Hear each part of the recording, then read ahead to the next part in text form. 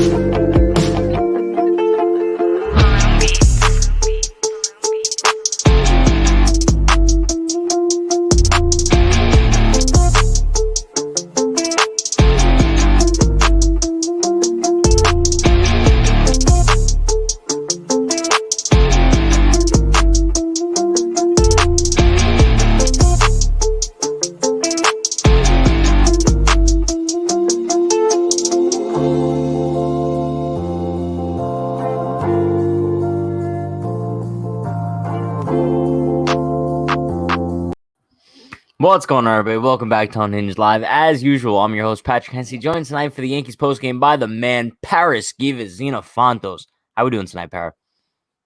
I'm good, man. How about you? Listen, I can't complain. It's kind of funny because let's start things off by addressing the pregame scenario that happened here. I predicted the Yankees to lose tonight for the first time all season, and they win with this putrid lineup. So shout out to that, I guess. They proved me wrong. But before we get into any of that, shout out to everybody currently in chat. It is 11:53 Eastern time. We got a late post game, but that's okay.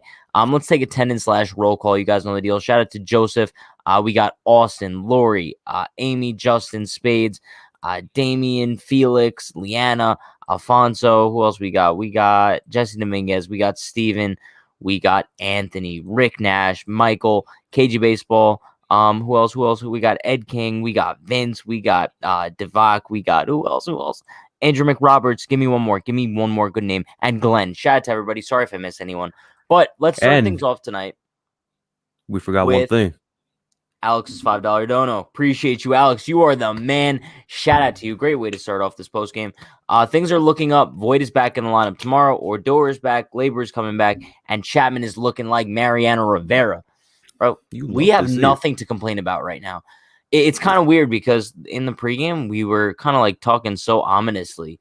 I love that word, ominously, about this team. And for good reason, right? The Yankees lineup today just looked terrible on paper. And somehow they pulled this one out. Even though early on in the game, they looked like the putrid team that we thought they were going to be tonight. But it was great to see them kind of have a comeback win and turn things around quickly. So I think Alex makes a bunch of good points there. Appreciate the super chat, my man. But let's start things off tonight with the usual, I guess, breaking down the Yankees box score from this evening. Let's talk about the lineup really quick. So DJ, 1 for 4 with 3 RBIs, made that one at bat pretty much count. And then he had a sac fly as well. Gardner, 1 for 4 tonight. Okay, Gardner. I mean, shout out to you, the 2-hitter, I guess. Aaron Judge, 2 for 5. What, Pat? Are you going to defend Brett Gardner? No, I call him Noodle Arm Gardner because he enough. made an absolutely atrocious throw before. Yeah, it was, bro. Every night there's a putrid throw. But Judge 2 for 5, Gio 1 for 5 with 2 RBIs. Odor first game back in Texas as well. 2 for 5 tonight. Gary 1 for 3 with an RBI. Left the game early with I believe a hamstring cramp, which is kind of the best case scenario as far as that goes when you see him leaving the game early. But Higgy came in, got a hit for himself. Andujar recorded a multi-hit game himself as well. Mike Ford with a multi-hit game. The Yankees offense was solid tonight. Ryan Lamar was the only guy in the starting lineup that did not record a hit. But as far as the pitching goes, James Tyone did not have that good of a night. As we could have predicted, the dude sucks on the road. I don't know what it is. But he only went 4 1/3, 6 hits, 4 earned, 2 walks, 3 Ks. And then the bullpen came in. They kind of did their job. Wandy Peralta, 1 clean inning. Jonathan Loaizaga, an inning and 2/3 of clean work. Chad Green, clean inning, and then of course Aroldis Chapman comes in to kind of do his thing and end it all. Let's kind of look at the scoring breakdown for tonight as well, kind of see how the Yankees got their runs. Like we said, they fell behind early. Bottom of the third, the Rangers scored 3, just based off of a bunch of hits that they pieced together. But then the Yankees came out in the top of the fourth, and they kind of put things together. Gio got the double. It was just a string of doubles, bro. It was ridiculous. Yeah. Gio's double, Gary's double, Andujar with the single, and then DJ's huge double gave the Yankees a 5 spot in that inning. So you And love also, to see Mike that. Ford almost had a home run too. 2-run shot. Yeah, and it ended up being a Collaborative. very long single. But shout out to Mike Ford. I don't think anybody was really expecting that. But then bottom of the fifth, Nick Solak, Yankee legend, did hit a solo home run himself. Probably he got the Rangers within a run there. And then top of the sixth, DJ LeMahieu with a sac fly. And then top of the ninth, the Yankees had some insurance for Chapman and kind of ended it all there. Para, I would say overall, this was an extremely promising game for the Yankees moving forward, just because of the adversity that they faced throughout the game, right? Tyone kind of put them in an early hole because he didn't have his best stuff, which we kind of could have predicted, but that's fine. But then I think the offense really came alive with such a bad lineup. I think it was kind of promising to see that bottom half of the order, what we've been complaining about for so long, finally step up and give them some runs, right? Yeah, honestly, before the game even started, when they released the lineup, I thought the game was over from there because honestly, when you have guys like Stanton, Voit, Urshela, Torres, and all these guys that either get hurt or have dealing with COVID issues, they really surprised me, like you said. So credit to them. I didn't honestly, when they had those back-to-back doubles and they just kept scoring runs, it was promising. They won the game, so I'm happy about it. No, it was nice to see them just piece a bunch of hits together and score. You know what I mean? But That's listen, what I'm supposed to do. shout out to Michael Barita. Hope I'm pronouncing your last name right with the $5 super chat. Appreciate you, my man. You are a legend. What is the best outfielder to trade for to boost this offense? Also, is it time to end this Tyone experiment and use King or Devi? As far as an outfielder to trade for to boost the offense, I don't know of anyone off the top of my head. There's a few different options that I know the Yankees are linked to. I mean, there's Andrew Benintendi. There's Joey Gallo, video coming out about that tomorrow. There's also other guys. There's like David Peralta. Charlie Blackmon's an option. I'm pretty sure he has a pretty big contract, though. I don't think the Yankees would want to take that on. I think he's a free agent after this year, I believe. Is he? I mean, then it might make sense. But as far as the Tyone experiment, I'm going to say no. It's not time to end it. It's still only the middle of May. He still has less than 10 starts under his belt. So I think the Yankees are going to give him a little bit longer before they kind of end the Tyone experiment. I think they're going to give him the season. I can't see a scenario where Jameson Tyone isn't in the Yankees rotation by the end of the season. If you really look at it, Tyone hasn't pitched in the last 2 years. So he hasn't really pitched in a long time. So obviously he's going to be not at his best, but down the line, I feel like if they give him the whole season by July, August, you could see prime Jameson Tyone stuff. It's possible. I mean, I'm not going to bank on it just because we haven't really seen too much promise out of him so far this season. So I'm not going to bank on that coming around eventually. I don't know if we're ever going to really see like peak Jameson Tyone with the Yankees. I hope we do, but I think he needs to prove a little bit more before we do say that. But let's see. Let's get some good comments. Joseph says King isn't a starter. They experimented with that last year.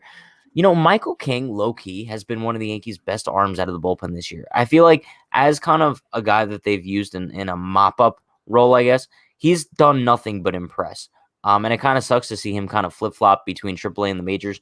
But that's kind of the life of a bullpen arm because it sucks because, like I said, Michael King is like that long man out of the bullpen. So when he does come in and throws like 50 pitches, you have no choice but to send him down for a fresh arm simply because he's not going to be available for like a week anyway. So you might as well bring up someone fresh. Yeah. Sucks, but yeah. If we could, I would send Justin Wilson down and just keep King up there. Bro, he's an issue. Only because you don't know what to do with him moving forward. I think the 2-year contract is kind of a bad situation, only because he's the odd man out in the Yankees bullpen right now, right? You kind of look at everything as a whole. He's the he's the ugly stepsister. It's essentially what it is. Like he just doesn't fit in with everyone else. But I don't know. Hopefully he could improve. But Chibuzi says, "Hey Para, how's the hammy feeling right now?" Para got us through that. Yeah, honestly, I was hustling hard home. As soon as I hit home, that hammy started pulling away, so I got some cramps. Told Boone, I'm a little baby, so I wanted to get out of the game today. Damn, you're calling Gary a baby because he had a hamstring cramp? That's I'm rough. just messing. Shout out to Gary. I love Gary. I predicted a home run for him today. He didn't get a home run, but he still had a pretty solid day at the plate. Shout out to you, Gary. Also, I'm kind of getting tired of this. The Tigers, who's pitching for the Tigers right now? Because apparently he has a no-hitter going in the 7th. Spencer Turnbull, bro. It's the 7th inning, and the dude has a no-hitter. I'm so tired of all these no-hitters. Like, they actually mean nothing anymore. I'm going to say this. Sadly, I love no-hitters, don't get me wrong, but it's a bunch of guys who would at least expect it. No, I know. It's like nobody's you never heard. Cole. No. But credit to Garrett Cole. Even though he wasn't at his best yesterday, he's still going to win Cy Young, in my opinion. Oh, no. I said this in the pregame. I'm still sticking with all of my beginning of the season predictions. I still think Cole's winning Cy Young. I still think Judge is winning MVP. And I still think the Yankees are winning the World Series. Easy. I'm not backing out of any of those. Let's see. Ed King says, I think Sanchez is winning his job back. You know, that's kind of a fair statement. I think the only thing that's kind of preventing him from doing so right now is the relationship that Higgy has built with Cole and Kluber at this point. But besides that, I think all things involved, Gary Sanchez has been the better catcher, even defensively at this point. It was last night where we saw Kyle Higashioka make like a few weird hiccups behind the plate when he's looking at a ball roll to his right and not doing anything about it. Joey Gallo would have made it to second base if he didn't trip last night. So I think Ed makes a good point. All things considered, I think Gary is really making a point to win his job back at this point. No, I agree. We need Gary Sanchez. Like he was promising back in 2016. We need Gary instead of being on the decline every single season. If he's making this positive uphill, I'm happy for him. He deserves it. Yeah, I love Gary. I think a lot of people just prey on his downfall, and it's kind of frustrating. I've never seen the Yankees fan base kind of root for a player to do worse. It's weird. But Lori says, when do we hear that Stanton went for a test and we'll be back at the end of June? Lori, don't say that. Please don't say that. Because I'm kind of concerned that they haven't done any tests on him. No, this is the thing that's pissing me off. Anytime a Yankee has like a hamstring thing, instead of going to the doctors and actually getting it checked out, they're saying, oh, we're optimistic that he'll be back and nothing's wrong. How do you know everything is optimistic? Like, honestly, if this is the thing, they keep getting these hamstring strains. Look at Severino's situation. This guy said he went for an MRI on his arm back in December when he did get before he got Tommy John. Dude pulls up to spring training, gets a dye MRI, and he finds out he tore his UCL and he has to get Tommy John surgery. What, were you optimistic he was going to play well? The Yankees are so lackadaisical is the word when it comes to injuries. It just seems like they don't really know what they're doing. And obviously I'm no doctor, right? But you would think when it comes to stuff like this, you would maybe just want to like get the test over with right away to kind of rule anything serious out. But they don't do that, which is kind of weird. I don't know. But listen, shout out to Jesus Chavez with the $2 dono. Appreciate you, my man. Sanchez over Higgy any day. Why was Sanchez pulled? He was pulled for hamstring cramping, which is kind of best case scenario. Like I mentioned earlier, in that situation, can't complain too much. But I agree, Sanchez over Higgy any day, except when Cole is on the mound. I think when Cole's on the mound, you definitely want Higgy back there just because they have a solid relationship together. There are going to be people to be like, well, wasn't Higgy catching Cole yesterday when he had his worst start of the season? No, like, bro, relax. It's literally not that serious. We know that on a broader scale, Higgy and Cole work much better together than Cole and Gary. It's as simple as that. Now, I'd like to see maybe Gary start catching for Kluber a little bit more, so Higgy doesn't turn into Kluber's personal catcher as well. So I guess we'll see as far as that goes. But I like how they've been separating between all of them. It hasn't been personal catcher, but a lot of Kluber's success has been with Higgy behind the plate. So it would be Yep. nice to see basically Gary just catch for Kluber and see if it's really a catcher problem. Yeah, I mean, listen, I kind of agree with Joseph here. I'll keep supporting Sanchez because I know what he is capable of, and when he does good, I won't be surprised. And that's kind of my thing, right? I think when we do see a big game out of Gary, I'm never too surprised because we know that it's possible, right? We know that Gary Sanchez has this inside of him that any day he could flip a switch and go 3 for 3 with 3 bombs, and no one's gonna bat an eye to it just because he has that much talent. And it sucks to see him struggle so much over these past 2 years. But I still think Gary can possibly finish off the year this year with that same like stat line that we wanted from him originally. We said we would take him batting 210 with like 30 homers. Right now he's batting 189 with 5. So I don't know if 30 is still in the equation here, but I think it's very possible.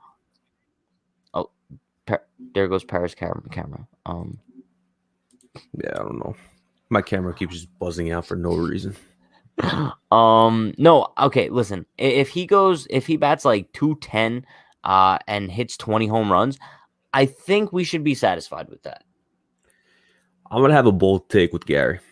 Go for it. Come July, when the weather's hotter and there's 100% capacity, Gary's gonna go on a tear in July and hit 15 home runs. He's going to hit 15 home runs in the month of July, Para. I'm not putting money on it, but that's my bold prediction. Has that ever happened before? Most home runs in a month, MLB. I need to see this. Who has the most home runs in a month? Home run in a month records. So it looks like in 1937, in the American League, Rudy York of the Tigers has the record with 18. So we're talking about a historical month we're predicting for Gary Sanchez here. I mean, if we want to go a little bit more recent, Sammy Sosa did hit 20 in June of 1998. So maybe 20 for Gary in July. Not too crazy. Why not? I don't know. I just choked on my own water. No, I could tell. I could tell. I probably would too if I said Gary was gonna hit 15 in July. Let's see.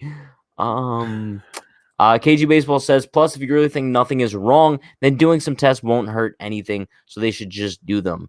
True. I agree. Stop babying their injuries. If you honestly think there's nothing wrong, then just do the test and get it over with. Yeah, I've been a firm believer in kind of just get the test over with to kind of rule anything out before you just have fans and the media assuming things, and just because no one's a doctor, bro. But if you release like test results, you kind of know the answers. But speaking of tests, shout out to anybody taking finals this week. I got like 3 finals this week. Not fun, but that's okay. Let's see. Interesting. They scored a bunch of runs without Frazier in the lineup.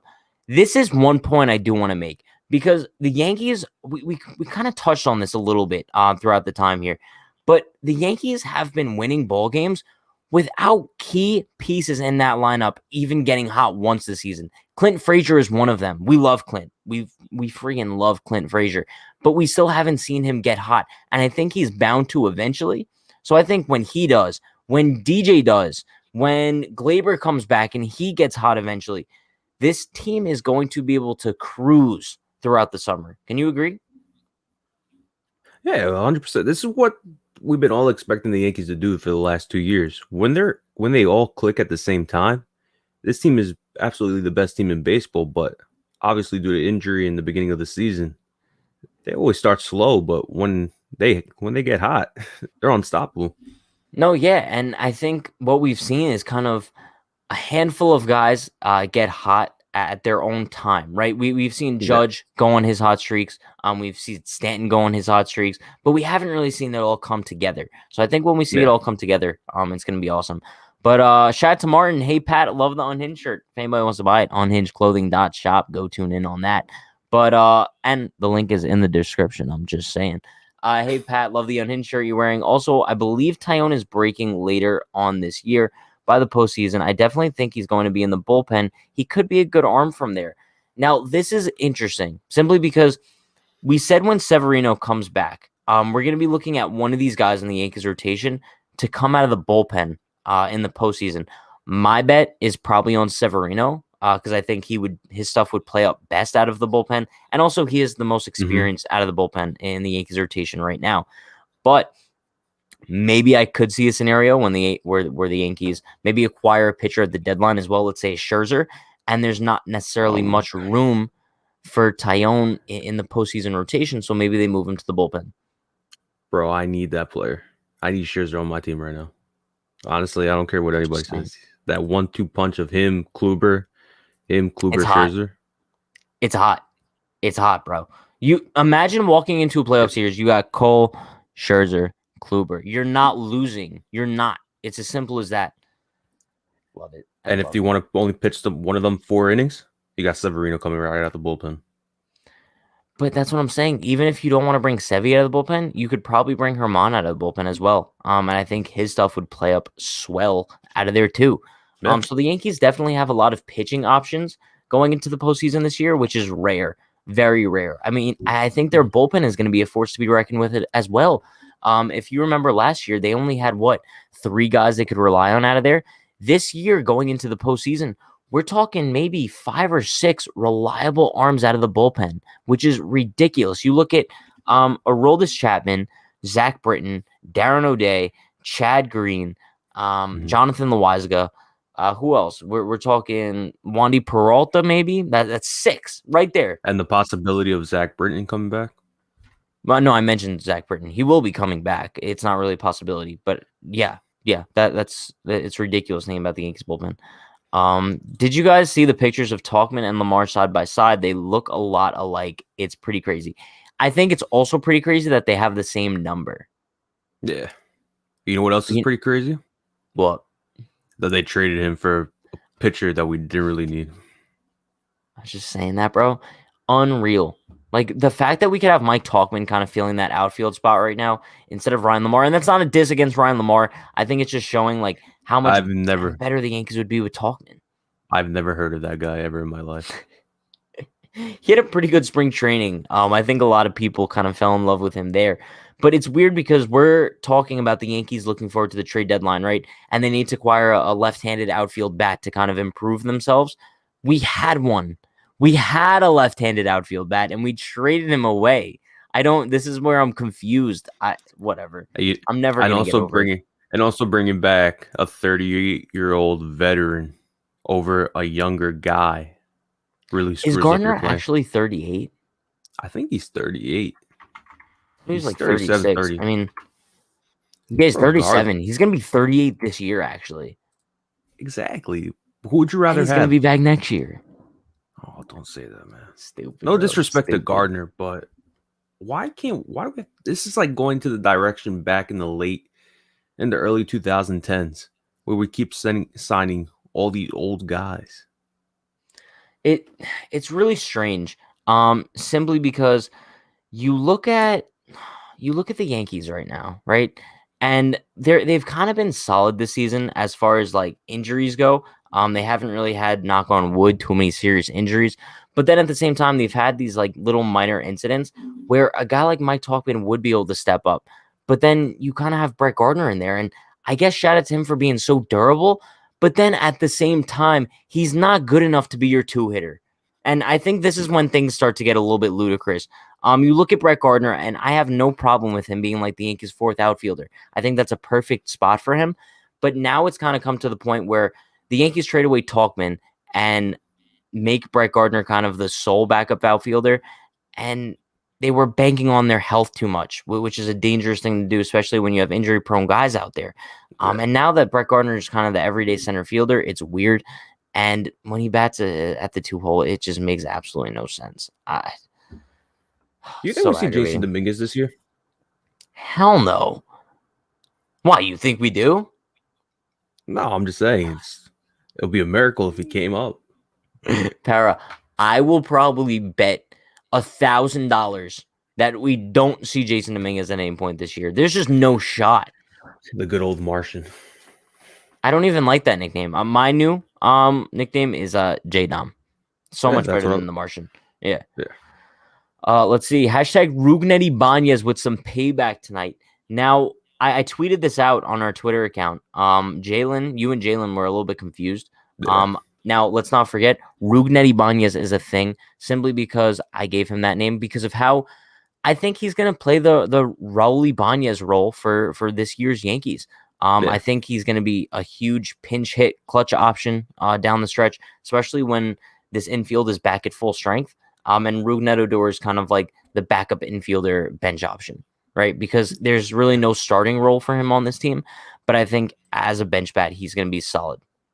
Can you explain to me the rule they were talking about in the chat before about Estevan Florial? He can't come. So he wasn't able to come up when Hicks went down because he was just called up to AAA. So I believe he was called up to AAA like 24 hours prior.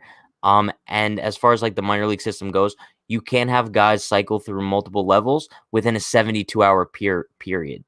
So therefore, they had to go with Lamar. And I guess it kind of works out better off anyway because Florial gets some more reps in AAA.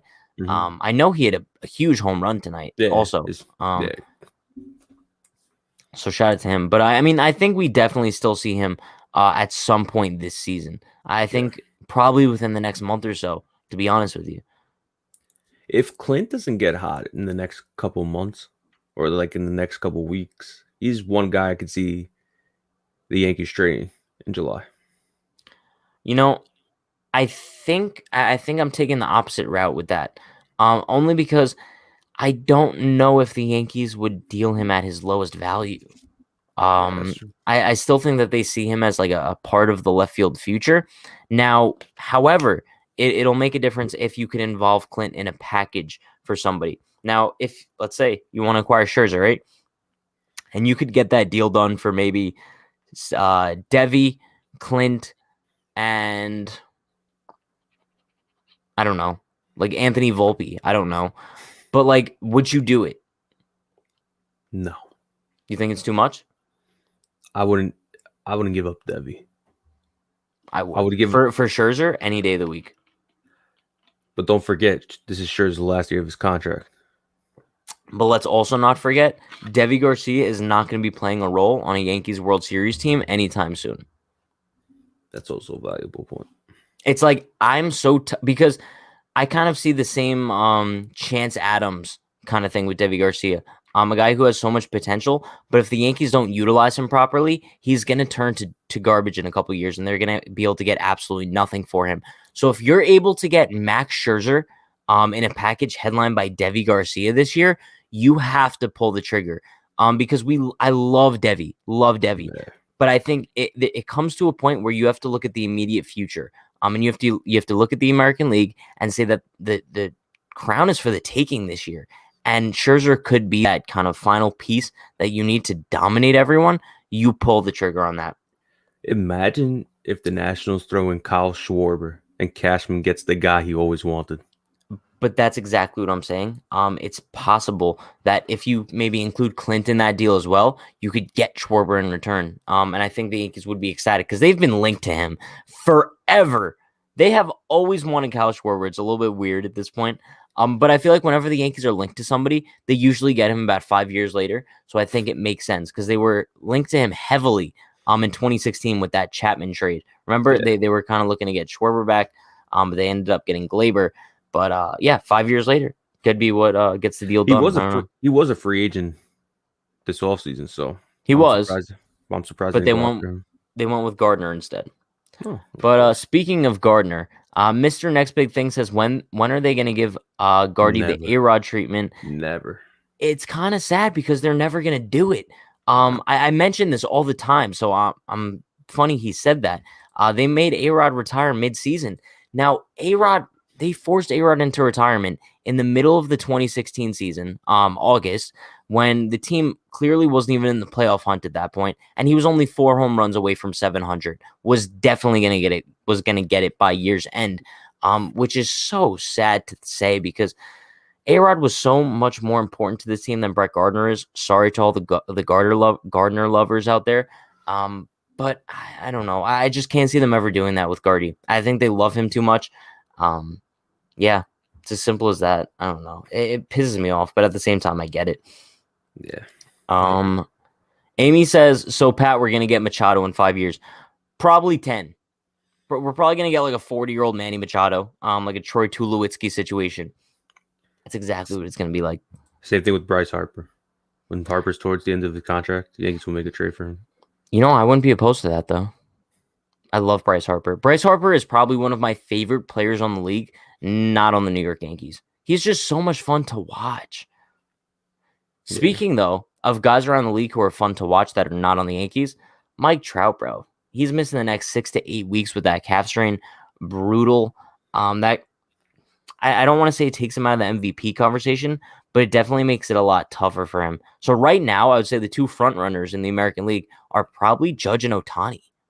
Ohtani's a beast, man. I know. Isn't it sad that since we missed out on Ohtani, the Yankees got Stanton just for the underlook? I don't want to get into this right now. This is a deep conversation because, like, I get the argument in people saying like the Yankees might have overreacted to missing out on Ohtani and getting Stanton, but they made the deal, and we know how good Stanton is. I'm not complaining about the deal. It didn't really make sense, but it happened. So like, there's nothing we could really do about it. You know what I mean? Ohtani, personally, in my opinion, chose California because it's more closer to Japan. So yeah, no. But that's what he said. I mean, I think he kind of stated he wanted to be on the West Coast, which shout out to him if that's what he wanted to do. But he's never going to win anything in Los Angeles. It's just not going to happen. I don't think Trout's ever going to win a championship in Los Angeles either. It sucks. He might not even make the postseason. 5 years from now, I can see the Angels trading Trout, sadly. Yeah, but he's going to be out of his prime. How many players have been traded for even when they're out of the prime? Albert Pujols, look at that. But listen, John. Okay, let me bring up Jonathan's comment because I was watching the game tonight and I kind of had a feeling that I was gonna get this. Hey Pat, did you see you have another lookalike? The catcher Heim on Texas looks like you. Now I was watching the game and I was like, I know for a fact I see a dude with long hair. And I know for a fact someone in the chat's going to be like, kind of looks like you, Pat. I don't really see the similarity besides the long hair. Let me see if I can pull up a picture. But I'm surprised nobody has said Lord Farquaad from Shrek. Hey, I do not look like Lord Farquaad, bro. Okay, now this one. You got the height. You got the hair. Farrah, I'm not going to lie. I kind of find Heim the most insulting one. Let me pull this up really quickly. Listen to this guy. It's a little bit brutal. With all these lookalikes you have, oh my god. I don't look like him. I just don't. Hey Pat, look at the camera and smile. Smile like this guy. I'll do that smile. Ready? I don't see it. Don't see it. But moving on. I can't anymore. Tyson says Angels had the best record and made the playoffs in 2014, but got swept by the Royals. Yeah, that 2014 Angels team really looked unstoppable. And then Trout got 3 postseason games underneath his belt. I think got 1 hit. And that was essentially it for his playoff career. Sucks. Honestly, that 2014 Royals team in the playoffs, you weren't stopping them. No, I mean, what's crazy is that they kind of built off that 2014 run, though, right? Because they did it in 2014, came within 2 runs of winning the World Series. And then, like, a lot of teams would be discouraged by that. They took that as ammo and came back in 2015 even better. And then basically just steamrolled everybody. So, shout out to the Royals, Unhinged KC coming out. Imagine if the Yankees did that from 2017 to 2018. You would think, right? You would think. No, but we got Boone as our manager. Not so fun family vision. Not so family fun vision. I kind of butchered that a little bit, but that's fine. Pat, Odor or Dietrich, don't you dare. Bro, obviously we're inserting that Dietrich juice. We're taking the syringe, right? And you're putting Dietrich juice inside the syringe. You're taking the Yankees lineup. Let's say this is the Yankees lineup right here. Bang, injection. Done. I want Dietrich in the Bronx so bad. It's ridiculous. I hate to bring it to you. It's not going to happen. I think at some point it's possible. The latest I can see him making it September. It's okay, maybe. I don't know why he's not on the 40 man, bro. No, I don't know how you would react if Dietrich just came up in September and just raked for 10 days straight. Okay, it would be like it would be painfully happy. Just because I'd be like, bro, I told you all he could have been here all season, freaking raking for this team. But at least he's doing it in September, though. You know what I mean? But it sucks because I want to see him at some point in the Bronx, Para. How is he doing in AAA, by the way? Is he doing solid? Too good. I don't think so. Exactly. That's the reason. But here's my thing. I think a change of scenery would be nice for him. I don't think, now I'm not in the mind of Derek Dietrich, but I don't think he's necessarily like giving it his all right now. Like, why would he be? You're a major league guy hitting in AAA. Now, maybe that's just me defending him for no reason. But, okay, if you look at his stats, like, off the bat, it doesn't look too good. But he's batting 135, right? Okay, not good. But that's a little bit misleading because he has a 373 on base percentage. And that's really good. And didn't the minor league baseball season just start 2 weeks ago? Yeah, I mean, that's only an 11-game sample size. But I mean, bro, a 373 on base percentage with only a 135 batting average. That's really good. He swagged out in AAA. Bro, he's got the chain. Now you're kind of like getting me excited again for no reason. I really want Derek Dietrich. Pat, there's a lot of things we can get excited for. We know that's not going to happen in life. We keep getting excited for the Yankees to win a World Series, but we haven't seen one since 2009. So, wait, is this true? Dietrich was there tonight behind Andujar during BP? There's no way. Why would Dietrich be there? Is something happening? No. Let me see. I have to look this up now. No, because there's no way. No, Dietrich would not be at the game tonight. He's in Scranton. I think the chat's trying to get me hyped for no reason. There's actually no chance. He said I recognize his chain. I doubt it. I'm just saying. Fun fact. The college I go to, Lamar University in Beaumont, Texas, is home to the library that is inspiration for the design of Lord Farquaad's castle. One of the graphic designers was an alumni. You hear that? You hear that? This is what I saw on tweet. Somebody tweeted, I don't know if this is true. Derek Dietrich was nowhere to be seen tonight in Rochester. By the way, I have no information, but I'm wondering if he's either hurt or he opted out. Maybe found a deal with another team. I have no idea, but he wasn't on the field for batting practice or pregame warmups. Who said that? I don't know. Some guy named Charlie Ricker. I don't know who that is. I mean, listen, I'm not going to say that's a reliable source. It just sounds like a random dude on Twitter. Probably is. But I mean, that maybe he's on the Yankees taxi squad. Is that even possible if he's not on the 40 man? I don't know. But Jeff is saying he saw him there, and Chirinos was there too apparently. So I don't know. But everybody was there. Now I'm just confused. But I'll look into it, chat. I'll let you guys know in the pregame tomorrow if I find any information out about Derek Dietrich maybe being in Texas. But so Para. The Yankees have 2 games remaining against the Rangers. Do you have any predictions for the rest of the series? Judge hits a home run in each game. You think they win both? Leave Texas 3 out of 4? Who's pitching the next 2 days? Herman and who else? It is, let me pull it up really quick. So tomorrow's Kluber. And then Thursday is Herman, I'm assuming. Yeah, Thursday's Herman versus Dane Dunning. Yeah, so Kluber, Herman.